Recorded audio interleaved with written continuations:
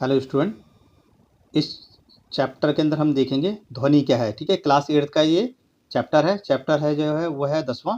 ध्वनि क्या है यानी साउंड किसे कहते हैं। ठीक है, तो साउंड का मतलब होता है, ध्वनि का मतलब होता है कि जब भी कोई आवाज़ होती है वो हमारे कानों तक पहुंचती है तो उसको क्या कहते हैं, हम साउंड कहते हैं यानी ध्वनि कहते हैं। जैसे बांसुरी की आवाज़ हो गई, तबले की आवाज़ हो गई, हारमोनियम की आवाज़ हो गई। ठीक है, ये सारे सारे क्या कहलाती है, ये साउंड कहलाती है। सितार की आवाज़ हो गई, ये कुछ इंस्ट्रूमेंट है। ठीक है, वाद्य यंत्र है, इनकी आवाज़ क्या कहलाती है, हमारे को ध्वनि कहलाती है। ठीक है, तो कुछ ध्वनि तो ऐसी होती है जो हमें बहुत अच्छी लगती है, कुछ ध्वनि होती है हमें बहुत बेकार लगती है। ठीक है, स्कूल की घंटी की आवाज़ हो गई। ठीक है, तो अलग अलग प्रकार की आवाज़ों को हम क्या कहते हैं, ध्वनि कहते हैं। अब आता है कंपन। क्या होता है कंपन? का मतलब होता है जो चीज़ काँप रही है, ठीक है, फ्रिक्वेंसी है, उसको उसका कंपन कहा जाता है। ठीक है, बात समझ आ रही है? तो सही बच्चे इसको देखो ध्यान से। ठीक है, ये देखो, ये थाली को बजाते हुए दिखा रखा है। ठीक है, ये सारा सारा साउंड है। और साउंड को चलने के लिए यानी ट्रेवल करने के लिए एक मीडियम की आवश्यकता होती है। आपसे एक क्वेश्चन पूछेगा कि साउंड को चलने के लिए किस मीडियम की आवश्यकता होती है, तो ध्यान रख लो वो होती है एयर, हवा।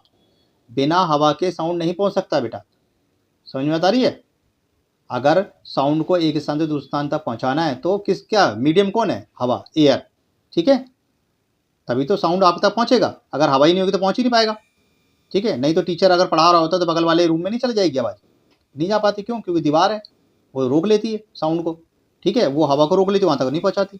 इसी प्रकार से एक तारा हो गया, ढोलक की आवाज़ हो गई, मंजीरे की आवाज़ हो गई, ये सारे सारे क्या कहलाते हैं? साउंड कहलाते हैं। ठीक है, बात समझ आ रही है?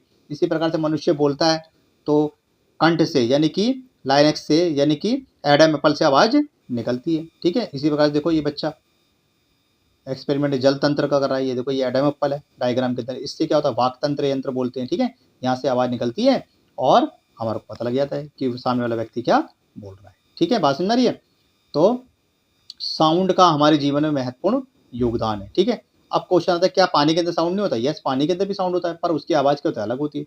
आपने देखा बुड़ बुड़ बुड़ की आवाज़ आती है साउंड की, पानी की। ठीक है, अलग अलग स्थानों पर अलग अलग आवाज़ आती है। ठीक है, तो मनुष्य को संपर्क करने के लिए, एक दूसरे के साथ कोऑर्डिनेट करने के लिए किस चीज़ की आवश्यकता होती है? साउंड की आवश्यकता होती है। ठीक है, ये बच्चे देखो एक्सपेरिमेंट करते हुए दिखा रखा है, घंटी बजाते हुए दिखा रखा है। ठीक है, हमें ध्वनि को अपने कानों तक कैसे सुनते हैं, मैंने बता दिया। ध्वनि को कानों तक सुनने के लिए क्या है, एक मीडियम की आवश्यकता होती है। मीडियम क्या? हवा। ठीक है, और हवा जो होती है, आवाज़ जो होती है, वो हमारे तक कहाँ से पहुँचती है? एयरडम तक पहुँचती है, और उसके बाद वो क्या करती है, हमारे ब्रेन तक पहुँच जाती है और हमें पता लग जाता है। ठीक है, ये देखो, ये पुराने टाइम का एक्सपेरिमेंट दिखा रखा है कि एक डोरी की सहायता से लोग आपस में बातचीत करते हुए देखा है। इसको खिलौना टेलीफोन कहा गया है। ठीक है, इस प्रकार के पहले इंस्ट्रूमेंट बने थे, लेकिन उसके बाद अब परिवर्तन आ गया। ठीक है, और जो आवर्ती होती है, फ्रिक्वेंसी होती है, ठीक है, प्रति सेकंड होने वाले दोलन की संख्या को दोलन यानी कि आवर्ती यानी फ्रिक्वेंसी कहा जाता है। और फ्रिक्वेंसी को हम एच जेड से डिनोट करते हैं, मापते हैं एच जेड से। ठीक है, ध्यान रखना है, ये कान का डायग्राम है। ठीक है, पास में सही बच्चे इसको देख लो, कान का डायग्राम है। ठीक है, पहले आते थे कि भाई कान का डायग्राम बनाओ, आजकल नहीं पूछता। आजकल सिर्फ वो पूछ लेगा कि ईयर ड्रम क्या होता है और कैसे वो सुनाई देते हैं, बस ये पूछेगा और कुछ नहीं पूछता। ठीक है, एग्जाम के अंदर इसी प्रकार से आप आगे क्वेश्चन देखते जाओ बच्चों। ठीक है, तो इसमें इंपॉर्टेंट क्वेश्चन है, मैं वो बताते जा रहा हूँ।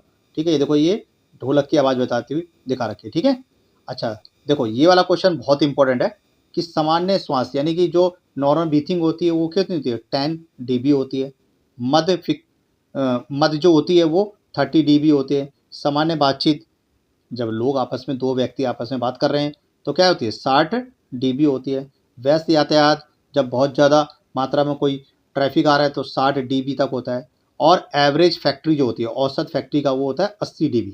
80 dB से अधिक जो साउंड होता है वो हमारे लिए क्या खतरनाक होता है, बस ना, ये कष्टदायक होता है। आपने देखा होगा अगर डीजे का जो साउंड होता है, शुरू में तो हमें अच्छा लगता है, पर हम जब उसके पास बहुत ज़्यादा मात्रा में खड़े होते हैं तो हमारे कानों में दर्द हो सकता है। ठीक है, हमारी हार्ट बीट क्या होता है? तेज हो जाती है। ठीक है, तो ध्यान रखना है बेटा, इस पे क्वेश्चन जरूर पूछेगा। और एक क्वेश्चन मैं आपको और बता रहा हूँ, ये 100% आएगा एग्जाम में, 4-5 साल से लगातार आ रहा है। ठीक है, आपसे पूछेगा कि मनुष्य की सुनने की क्षमता कितनी होती है? ठीक है, ह्यूमन की सुनने की क्षमता कितनी होती है? वो होती है 20 HZ से 20,000 HZ के बीच में। ठीक है, यानी कि 20 HZ से 20,000 HZ तक ही हम सुन सकते हैं। ठीक है, ध्यान रखना, इससे नहीं सुन सकते हम।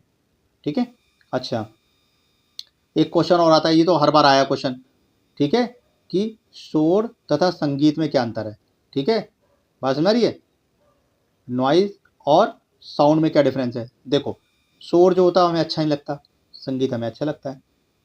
ठीक है, शोर जो होता है वो क्या था, अनप्लीसेंट ऑफ साउंड होता है, और संगीत का प्लीसेंट ऑफ साउंड होता है।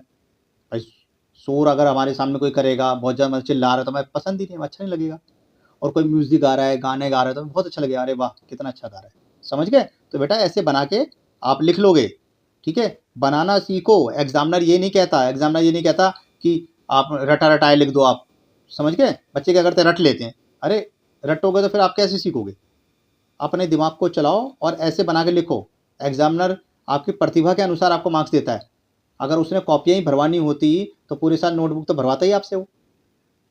ठीक है, तो उसको लिखो, बना के लिखो, समझो, चीज़ों को समझना सीखो। ठीक है, तो ध्यान रखना है। शोर क्या होता है, शोर वो होता है जो हमें पसंद नहीं आता। ठीक है, जिसको सुनने से हमें अच्छा महसूस नहीं होता, उसे क्या कहते हैं, शोर कहते हैं। बात समझ आ रही है। ठीक है, तो बच्चों सभी इसको देख लो अच्छी तरीके से। ठीक है, अब आता है ध्वनि प्रदूषण क्या होता है। ठीक है, इसका मतलब क्या है, ध्वनि प्रदूषण का मतलब क्या है। ध्वनि प्रदूषण का मतलब होता है जो साउंड होता है यानी शोर होता है। ठीक है, जब हमें वो पसंद नहीं आता, जैसे कि गाड़ियों से निकलने वाले, गाड़ियों में जो हॉर्न बजाते हैं, पटाखे बजाते हैं लोग। ठीक है, और फैक्ट्रियों का साउंड हो गया, लाउड स्पीकर का साउंड हो गया, ये सारा सारा क्या कहलाता है, ये सारा सारा नॉइज पॉल्यूशन कहलाता है। बात समझ आ रही है। ये क्वेश्चन भी आपसे एग्जाम के अंदर पूछ सकता है कि what is the noise pollution. Noise pollution क्या है, ध्वनि प्रदूषण क्या होता है। ध्वनि प्रदूषण का मतलब क्या है कि जब हम तेज आवाज़ चला रहे हैं, ठीक है, डीजे बजा रहे हैं, बहुत ज़्यादा मतलब चिल्ला रहे हैं, गाड़ियों का शोर हो गया, पटाखे बजा रहे हैं, ये सारा सारा नॉइज़ पॉल्यूशन कहलाता है। ठीक है, तो ध्यान रखना बेटा, ऐसे क्वेश्चनों को आप अच्छी तरह देखो। ठीक है, इस पर एक क्वेश्चन जरूर पूछेगा वो एग्जामिनर। अब आता है कि नॉइज़ पॉल्यूशन की क्या हानि है। नॉइज़ पॉल्यूशन के कारण क्या होता है बेटा, कि नॉइज़ पॉल्यूशन के कारण जो कई सारे व्यक्ति होते हैं जिन्हें हेडेक की प्रॉब्लम होती है, उनका बीपी बढ़ जाता है, कईयों को हार्ट अटैक हो सकता है। अगर आप मान लो कोई बीमार व्यक्ति है, उसके घर के आगे आप डीजे बजाओगे, हो सकता है उसकी मौत हो जाए। ठीक है, दिल का दौरा पड़ सकता है, हेडेक प्रॉब्लम हो सकती है उसे, तो कई सारे कारण हो सकते हैं, कोई एक कारण नहीं। अब आता है ध्वनि प्रदूषण को सीमित कैसे कर सकते हैं। इसका क्या है, एक तो हमें कम आवाज़ में कोई चीज़ें बजानी चाहिए। ठीक है, और दूसरों का पसंद नहीं है तो कोशिश करो कि आवाज़ें तो कम कर लो या ना बजाओ। ठीक है, तो उतना ही हमें साउंड रखना चाहिए जितना हम सुन सकें, एक जो नॉर्मल साउंड होता है। ठीक है, ध्यान रखना है। ठीक है, तो बच्चों देखते चले जाओ, ये आपका चैप्टर जो है ख़त्म हो गया है। ठीक है, इस चैप्टर में 4-5 क्वेश्चन ही इंपॉर्टेंट थे, जो क्वेश्चन मैंने आपको बता दिए। ठीक है, बस उन क्वेश्चनों को कर लो, बाकी कुछ करने की जरूरत नहीं है, आप अच्छे नंबर से पास हो जाओगे। ठीक है, और घबराओ मत, अपने विश्वास रखो। कंपार्टमेंट आ गई तो क्या हुआ, ठीक है, आप मेहनत करोगे सभी बच्चे पास हो जाओगे, उसमें क्या दिक्कत है। ठीक है, तो घबराने की जरूरत नहीं है, अच्छी तैयारी करो। जो जो मैं क्वेश्चन इंपॉर्टेंट बोलता हूँ वीडियो के अंदर, वो सब कर लो। एक्चुअली क्या है, ये अभी हिंदी मीडियम की वीडियो है। अब देखो, हिंदी मीडियम में बनाना है, इंग्लिश मीडियम में बनाना, तो it's a very difficult task, बहुत मेहनत लगती है इसको वीडियो को बनाने में। ठीक है, बात समझ आ रही है। तो इसलिए मैंने इसी के अंदर बता दिया और इसी के अंदर एक्सप्लेन कर दिया। तो बच्चों चाहे हिंदी मीडियम चाहे इंग्लिश मीडियम हो, बनाना सीखो, बना के आप लिखे आओगे, आसानी से पास हो जाओगे, कोई दिक्कत नहीं है। ठीक है, देखो क्वेश्चन नंबर 8 क्या है, शोर तथा संगीत में क्या अंतर है। ठीक है, देखो कितना आसान क्वेश्चन, और ये मैंने अभी बता चुका हूँ, तो ये क्वेश्चन आएगा। ठीक है, तो सही बच्चे इस क्वेश्चन को देख लो, और उसके बाद हम क्या करेंगे, नेक्स्ट चैप्टर करेंगे। ठीक है, ये देखो, ये आपका चैप्टर कंप्लीट हो गया। ठीक है, तो सभी स्टूडेंट अच्छी तरह इसको समझ लें।